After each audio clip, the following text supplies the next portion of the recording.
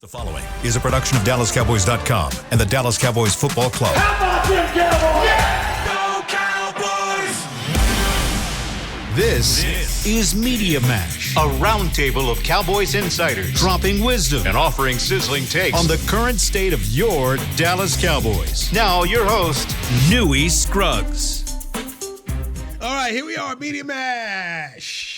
Let's start in Frisco, home of the Dallas Cowboys, the SWBC podcast studio. We have got the author, Jean-Jacques Taylor. We ain't riding today. We ride every day. We ain't riding today. Yeah, You ain't got your horse today? I was thrown off. No horse? I was thrown off today. Let's ride. Come on, man. Let's ride. Here we go. Yeah.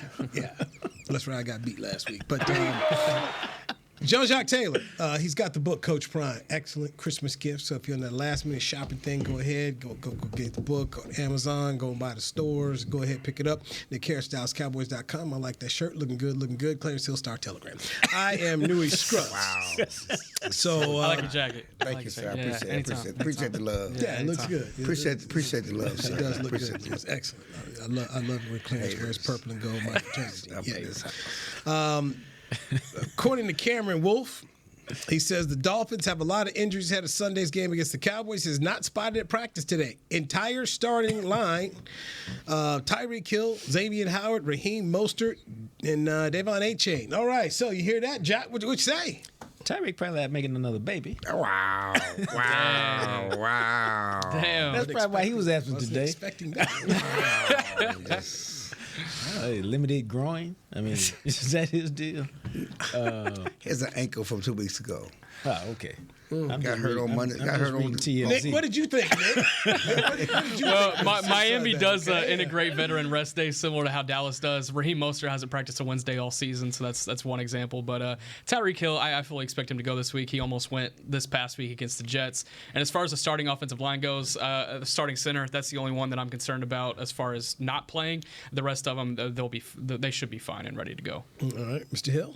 Yeah, I think the big question is Tyreek. And that offense is certainly different with or without Tyreek Hill, and so I think certainly the line has been an issue. Certainly the great Connor Williams, who's actually revived his career and been a pretty good starter down in Miami after being a so-called bust in Dallas. Coaching down there. Well, they put him in the right position, but he's a center and he's been good, and so that's been a setback for the offensive line, not having Connor Williams. But they bounced back certainly last week with the win over the Jets. But Tyreek Hill is the one. Will he play? He had ankle sprain a couple of weeks ago. He didn't set out last week, probably targeting this game because they knew they could beat the Jets without him. Right. Being at home, give him an extra week to play, and certainly that's something after what the Cowboys could not handle the speed in Buffalo. They on another level with a whole lot of track stars with Miami, and it's not just Hill. It starts with Hill, and but you got A-Chain, you got Mostert, you got Waddle. They can get up and go. Missed 12 tackles, about 4 of them going to the house. Yeah. They can get up and go. So it's job one for the Cowboys, whose defense is embarrassed and missed tackles. I talked to we talked to Gilmore today, and he said it was the physicality. The lack of physicality, getting pushed around, and that was part of the missed tackles. But that's the thing that was most embarrassing about the team, because they are a physical team and they don't miss a lot of tackles, and that showed up embarrassingly against Buffalo. Just looking at statistics, NFL offensive leaders, total yards, Miami's number 1, San Francisco's number 2, Detroit's number 3, Buffalo number 4. You look at passing, Miami's number 1, San Francisco's number 2, Kansas City's number 3, Detroit's number 4. Rushing, Baltimore is 1, Detroit's 2, San Francisco is 3, Miami is number 4.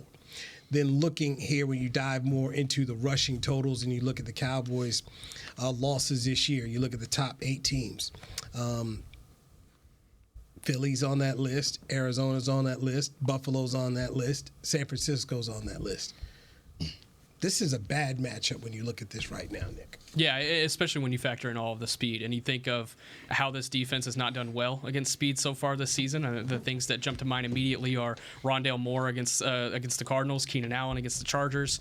You could point to Debo against the 49ers. It's happened all season. And then you throw in 4 big time speed weapons, 2 at receiver, 2 out of the backfield. I mean, their 5th fastest guy is their punt returner. that's crazy that Braxton Berrios is the guy that's returning stuff for them. So yeah, they're gonna have their hands full. And that was kind of the rhetoric around the locker room today too. Was talking to guys and how do you limit the speed? Stephon Gilmore was saying it's gonna be a big challenge. You got to press them off the line, get your hands on them as soon as they release, and then try to keep everything underneath. So it's gonna be big if Malik Hooker can't go again this week and trying to keep everything underneath again. Yeah, ain't no free releases this week, man. Absolutely, I mean, that's and especially with all the motion they use is designed to get free releases, and so that's it'll be interesting to see how they match up. But they also got to play better on offense, and that will help their defense. Yeah, and it's also a rushing cover. I mean, you want to help the defensive backs get to the quarterback. Well, no, that's actually the best way. Like, okay, you got all the speed in the world. We're finna put your quarterback on his butt, and we ain't worried about it. Right, have him running around. But yeah, and you say no free releases, but if you miss that bump, hey, man, it's over. Yeah, but if you don't get that, but if you don't even try to bump, it's over. Yeah. But one thing Gilmore talked about is it's going to be a team effort. It's going to be a team running to the ball, tackling effort. And the funny thing about it, obviously, you have to respect the speed. So you want to take angles, you want to give ground. What against Tyreek Hill, you playing right into his hands. I want you to take angles, give ground. Then I can, give that ground. I can put that juke on you. Yeah. And take it the other direction. So it's a huge challenge, and Jock is right. The Cowboys have had success this year, because the offense has set the tone, getting the lead early, putting the defense in different situations. You're going to need to control the ball with the offense. Keep Tyreek and those guys on the sideline and score and make plays on offense. And that's what they didn't do against Buffalo. You mentioned getting the ball out quick. Or trying to limit them getting the ball out quick. Tua Tagovailoa this year averaging 2.38 seconds and snap to throw. It's the fastest in the league. So they're gonna have to get after him. And trying to get hit. And we talk about the Cowboys like to play above the 2.3. They like to play below the 2.3. You know what I'm saying? Because that's been a talk all year. But above the 2.3, when you do above the 2.3, well, that's what you want Tua to play above the 2.3. That's when he makes mistakes. Yes. Yeah. So Vic Fangio's on the other side. We know Coach Soul is an offensive coordinator for the Dolphins, and so Vic Fangio is the first guy that came out there and said, "Here's the blueprint of how to beat the Cowboys." The blueprint. I'm glad you brought it up. The blueprint. He was with the Denver Broncos, and he's now with the Dolphins, and they've got Jalen Ramsey back here. So what's our concern level about what Coach V can go out here and do, Clarence? Well, that's what the blueprint back then was. Man to man, being physical to receivers. Playing bump and run, they can't get off. And in tight coverages, you have a different receiving core now. And so you have guys who, cooks, who can beat man to man and get open. You hope you got a tight end that they can make plays, but it's going to be again. They talked about it. They're going to play the same vision type defense. They're going to play the 2 wide safeties, make you beat them underneath. Make you go the long way, and Dak has to be accurate, certainly more accurate. And he got to be patient. Yeah, but patient and more accurate than he was last week against Buffalo because he was off the mark. I think the one thing that he will have this week is time. I think this offensive line will be able to give him time, and they're going to have to. I think this is going to have to be a shootout type game for the Cowboys to be able to go in there and take a victory away. But yeah, all the action is going to happen in the short to intermediate game because they're going to try their best to keep everything under the too high safety look. So it's going to be really important for Lamb, Cooks, all those guys to get across the middle, get open, and find some production. I agree. and let's stay away from Jalen Ramsey. People don't throw on him. When you do throw on him, he usually picks it off. Stay away from Jalen Ramsey.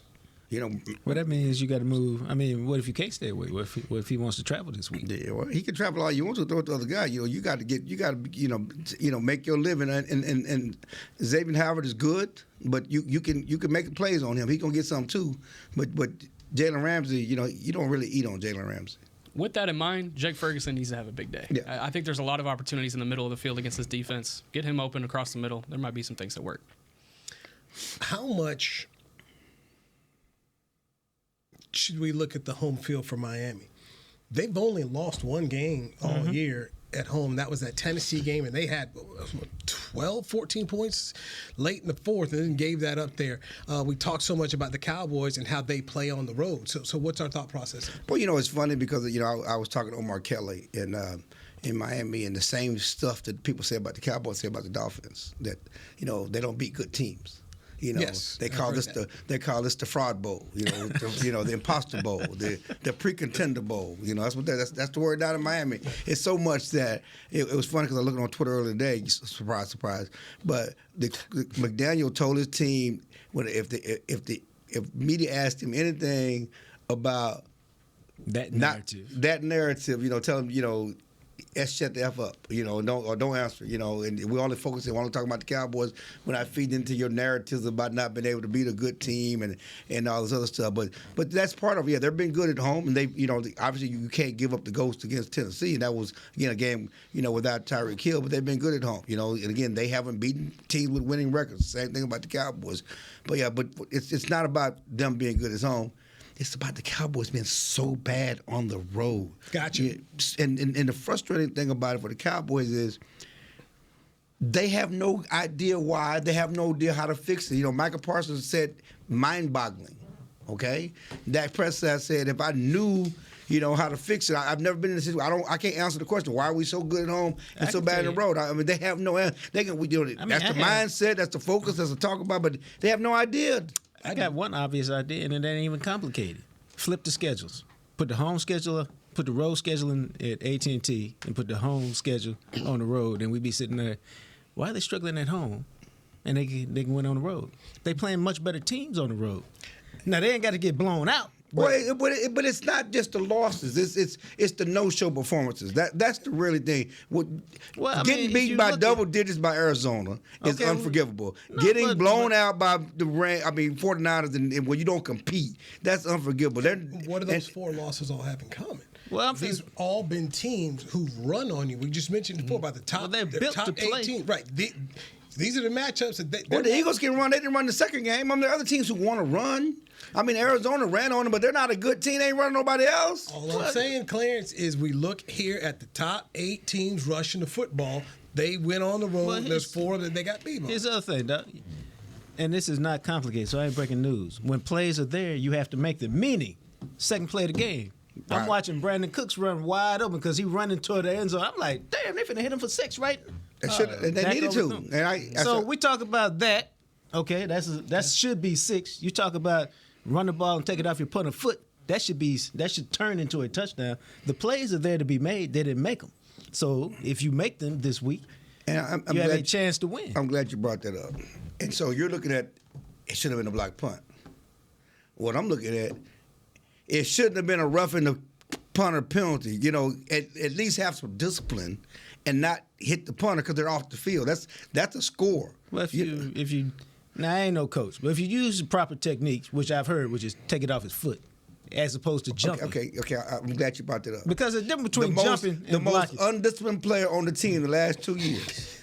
Okay. Who got the most special teams penalties on the team the last 2 years? You're gonna talk about if you use the proper technique. When has he ever used the proper technique? Why are you putting a guy who does not use proper technique, who has more personal 15-yard penalties since he showed up than anybody in that position to make that play and say, use the proper technique? That's why McCarthy cussed out the special teams coach. I was going to say, that's why you saw the conversation with him and Fossil. And Fossil admitted, he said, well, because also Fossil went rogue because he been known to do that. The dirty little secret is he didn't tell McCarthy he was putting the block on. It was a return on. And he put a one-man block on with the most undisciplined player on the team. So you can say, well, if he did it right. No, it's the point of why you doing it all with the guy that trusted him to do it right. Why you trusted the guy? What did Bill Parcells say?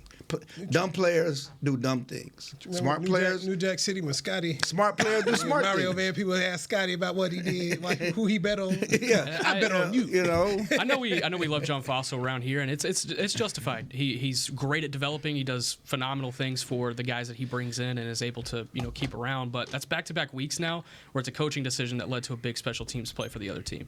So we're talking about the Sam Williams play, and you go back to the week before, and it's Jalen Tolbert not seeing the fake punt that I feel like everybody in America knew was coming, and he took account for that the next day in coordinator availability. So it's like, you can't see those stacked coaching decisions get affected, especially in special teams, because that's where the money is made sometimes.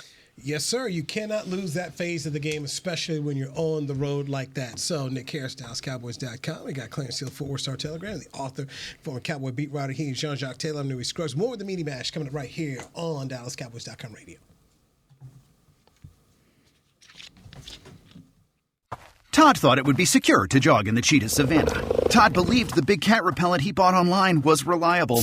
And now, Todd is trying to be faster than this cheetah that can run 80 miles per hour. But the good news is, Todd has AT&T 5G that is fast, reliable, and secure. And he learned the best thing to do is stop running and toss her the backpack with the beef stew. AT&T 5G. Fast, reliable, secure. It's not complicated. 5G requires compatible plan and device. 5G may not be available in your area. See att.com/5G for you for details. Don't put off getting your oil changed, Dallas. Take 5 Oil Change, a proud partner of the Cowboys, is faster than you think. There's no appointment needed and no waiting room. Yep, you heard that correctly. Take 5 is so fast, you don't even have to get out of your car. You can take advantage of Take 5's fast, friendly, and simple service at any of their locations across the Dallas area. And remember, at Take 5, you stay in your car because they're faster than you think. Take 5, the official oil change of the Dallas Cowboys. It's the official men's skincare brand of the Dallas Cowboys, Jack Black. And right now, Cowboys fans can get 15% off their $75 order. Plus, because every deal needs a playmaker, your order will include a free 5-piece skincare set and free shipping. The Jack Black Playmaker is 4 of Jack's favorites and a full-sized intense therapy lip balm. Make a play for the Playmaker at getjackblack.com/Cowboys with the code CowboysVIP. That's getjackblack.com/Cowboys with the code CowboysVIP. They say champions are remembered, but legends are never forgotten. United Ag and Turf offers a winning lineup of John Deere equipment built to tackle any challenge on and off the field. Legendary John Deere tractors, combines, residential mowers, commercial mowers, compact construction equipment, Gator utility vehicles, and a full line of golf and sports turf equipment. United Ag and Turf, the official Ag and Turf equipment supplier of the Dallas Cowboys. Visit UnitedAgAndTurf.com to find a location near you. Back to Media Mash.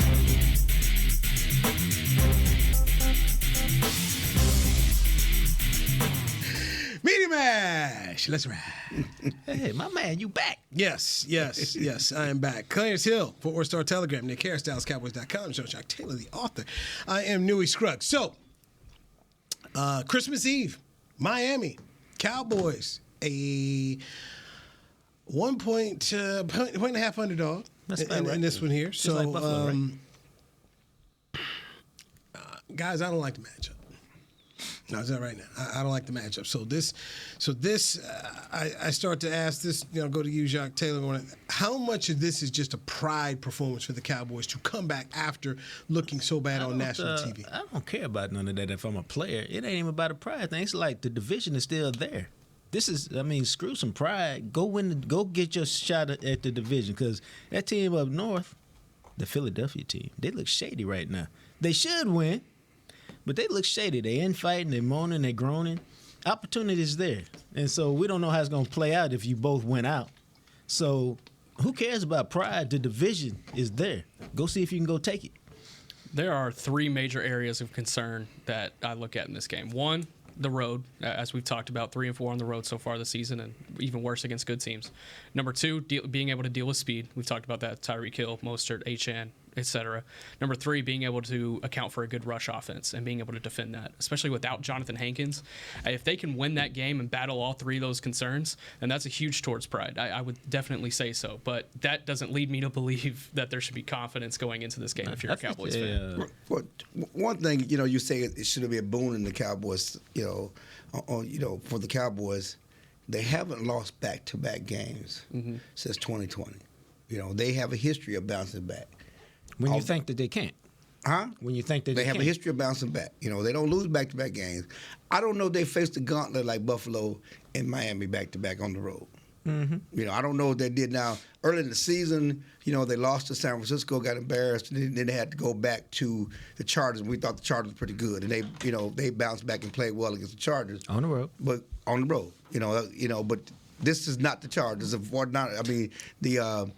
Miami's not at home, but not the Chargers at home, and certainly we've seen what the Chargers have turned into. So this is a big road to hold. I think that bounce back streak dies.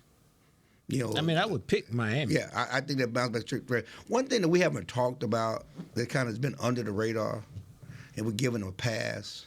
Oh, who we giving a pass to? Because I'll snatch it back in. Mozzie Smith. Who gave him a pass? What do you mean who gave him a pass? I went back, I read the story today about the Cowboys need more from Mozzie Smith. And, last week, Mike McCarthy was talking about Mozzie's doing good. You don't understand life in the A-gap. And I know he was a first-round pick, but it's a veteran, defensive line room and all this other stuff. Mozzie's draft day, Mozzie Smith, they told me I need to be an elite run defender first. I need to come in and be an elite runner. Mike McCarthy talked about we looked at our defense, and this is what is a perfect fit for us to help because we know people are going to pass on us. We know we stop the pass, get the pass rush, and we know we turn the ball up.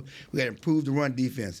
Mozzie Smith was the first-round pick to come in and immediately be a plug for that hole. Now it's Jonathan Hankins, a veteran, and he's played well. And Mozzie Smith had 12 and 11 snaps the previous 2 weeks against Philadelphia and Seattle. That's not playing much. He was forced on the field because Hankins got hurt, and the Cowboys, gave up more rushing yards than anybody than ever under Dan Quinn. Excuse me. Now that all wasn't Mozzie Smith because they did stuff outside. There was a lot of they did whatever they wanted to. But the point is, the Cowboys need more, should demand more from the guy they drafted in the first round to stop the run, to be an elite run stopper on his defense. He has not been that. What if there isn't? You can demand it all you want. What if it ain't there? Well, then it's a disappointment. But they've covered for him. They've covered. They've been covering for him. He's been a liability. They don't. It's not their job to come out and say our first round pick ain't no good, or our first now. I think, and this kind of thing Nick gets off on is, Do you? I don't know. No, what I'm about to say, which is, they're gonna sit up there and say, and I have it would make sense to me why I would not like this. You sat up there and drafted a read and react nose tackle, guy who's supposed to slow off the ball because that's what he's been doing for 4 years. I don't know what you can ask the dude. You've been playing this way for 4 years. Come in and now go attack and be like, well, how come you haven't done it? Because that ain't what you did in college for 4 years when you were prepping for this role. So Mozzie Smith has not done what was expected, but the Cowboys organization put them expectations on him when they took him. So all I'm saying is that I hear you, but remember training camp, I like to hit people. I'm brute strength. I got strong. Okay, now I did hear that. Come on, we have not seen none of that. Football. I like hitting people, right? Yeah. We've seen none of that. And I'm saying it's not his fault, but at the end of the day, you need him to play now because Hankins is there and you invested in a first-round pick. And the fact that, we go back to Bobby Cobb. When the first-round pick ain't playing, that's a story. No, it's a big story. Okay, especially so when the first round, when your star linebacker tells you, I told the first-round pick that we need him this week. All of that. And that's why I say. You get exposed, you look up on TV down there in the red zone, you getting turned around? All of that. So I'm just saying But what I'm saying is you can want him to give more. There just might not be more to give. Well, then that's the problem against coming to these next two games against these teams that like to run the ball. And you go to Washington, and this run problem go back to this not showing up on the road. Showed up last year at the season in Washington. So last year, so it's the same is true. All three of these games, you got to be able to stop the run, show up on the road. You need your first round pick to show up. He got to give you something. Yeah, got to, but my only point is you can want to give something, and if it ain't there, then it just ain't there. You can tell me about it. You ain't that dude. I'm asking him to give me something he ain't capable of doing. The bottom line is this: you can say all that you want to, and it may not be his fault. But I just said he might not be that dude. That's fine, and then quietly 2 years later, gonna be like Taco Charlton, gonna get cut. Okay, because they made excuse for Taco Charlton. Well, he's this. It was always gonna be patient. He's coming along. Listen, as Bill Parcells said. Dogs bite his pups. I'm not arguing with you. They don't bite his pups. Michael bit, CeeDee Lamb bit. Big dogs bite his pups. Tyler Smith bit. You draft the guy in the first round, you want me the big dog. I see two big concerns with Mozzie Smith so far this season. One, it's the get off, and we've talked about that quite a bit. That's what I'm just talking about. Slow get off. He's not getting off the ball quick enough. And second, he's lost weight since the season has started. He is not at 325 or 335, whatever it was when the season began. Right. He's down under 300. When you look at him, he's slimmer. So he's under 300. I would say he's under 300. If he's under 300, then He can't even do the job. How did a big man lose more weight like that? That would be. It's better when he ain't playing and sweating like that. Well, the thing is, he's coming in and he has this world class strength. And you watch the tape from college and whenever he was drafted, you're expecting him to throw guys out of the club at least once a week. Throw him out the club. I mean, a highlight reel play at least bounce once him out a the week. club. And you haven't seen that at all. Man, but we know that's a fraudulent league he's coming from.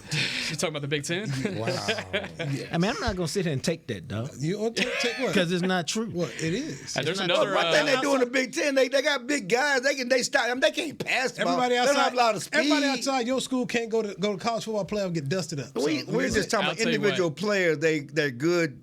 I'm only strong, talking about my brute strength guys. So they need to go. So they go draft the Wisconsin offensive lineman. All that stuff. They got big. They get. They do things in the trenches. They're going to be in the top 3 rounds next year, looking to go get Mozzie's replacement. I tell you what, big there's boy from Texas or something. They got Tavondre Sweat would be awesome in this defense, but I tell you what, there's another defensive tackle at Michigan that is like a late 2nd round, early 3rd round guy this year, and I was Will McClay has the opportunity to do the funniest thing possible. No, he ain't drafting another Michigan guy. We ain't even talked about the tight end. We ain't even talked about the tight end.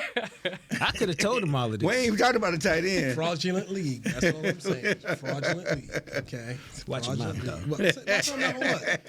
Well, we about to find out. Y'all got a quarterback yet? What's your team? This ain't the college football show. Ohio State. Y'all got a quarterback yet? I'm sure we got one. I'm sure we set money aside for it. Devin Brown, I think it'll be. No, that's the guy who was on the You ain't push him out for Devin Brown. The transfer portal don't end today. I mean, that dude went to Syracuse. That's all we need to say about him. See if we get Quinn Ewers back, man. Let's see if you can get Quinn. Maybe y'all can get Malik. Malik could go up there. Nah, we need somebody who can play. Yeah, Malik go up there. Malik to Duke. Like I said, man. We need a proven player. It's a fraudulent league. Proven player. Proven quarterback. They had one team win out that whole league, and can't nobody else win, but they keep getting bids. But oh well. They're the number 1 seed. They're going to get beat by Bama.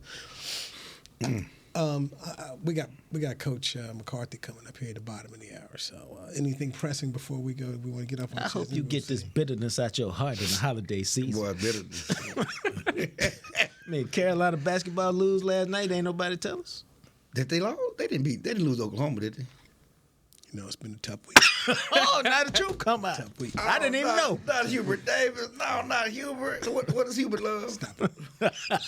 You know, see, that's why Santa always dropping cold. Like somebody stole that man Bojangles.